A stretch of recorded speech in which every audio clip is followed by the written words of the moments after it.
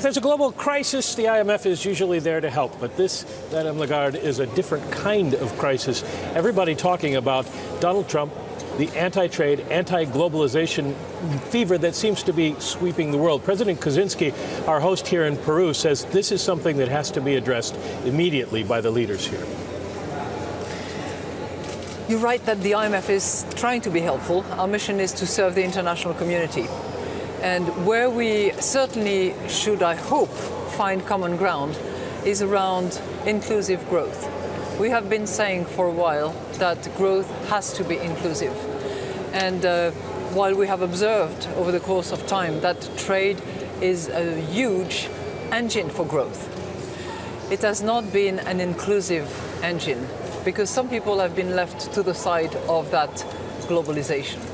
And what we certainly advocate is that growth be inclusive and that trade be done on a different page, if you will, where it will also be inclusive and will pay attention to those whose jobs are eliminated, whose jobs are displaced.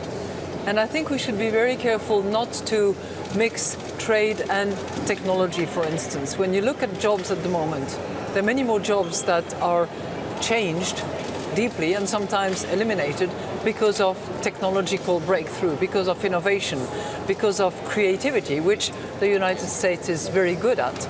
So certainly what we feel very strongly about is this inclusive growth, which should also be based on trade, but a different trade, one that pays attention to people.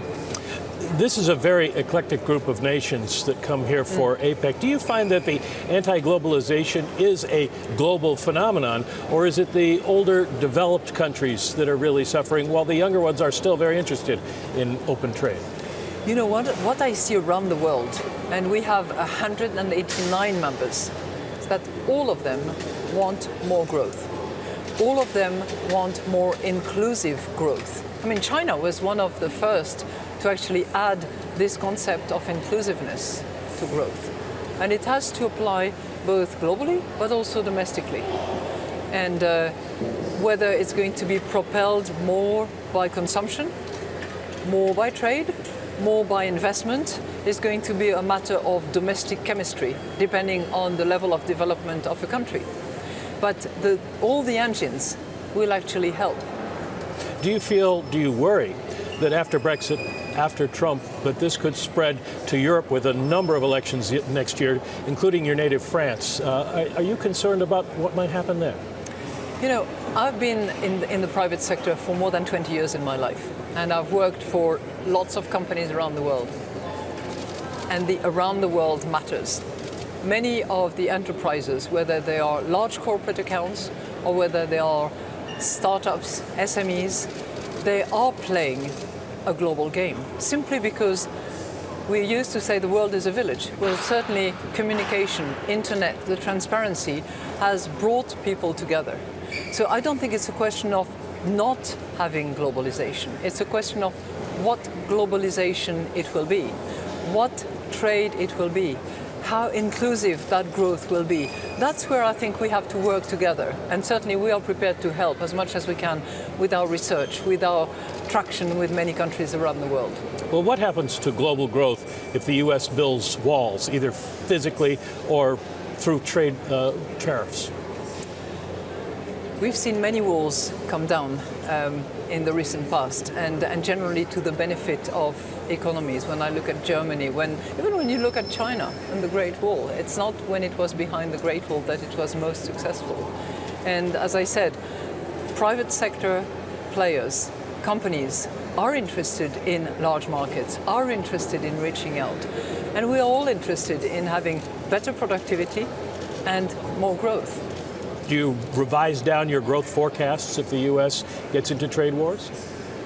We're not talking about revision downwards at the moment, no. What about the U.S.? If the U.S. withdraws, what happens to its influence in fora like this or within the IMF? You know, it's the largest economy in the world. It's the biggest defense industry. It's the biggest military power. And its companies its enterprises are involved everywhere.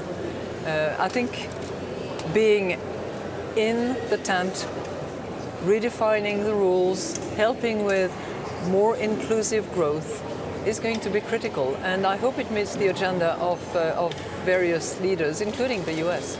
Well, the other side of Trump's economics is fiscal, and you've been calling for that for years. Are you pleased with what you're hearing? Investing in infrastructure, improving the welfare of people, and increasing the income are certainly goals that we support and adhere to. And we would be very happy to see investment in infrastructure, combination of public incentives and support, and private engagement.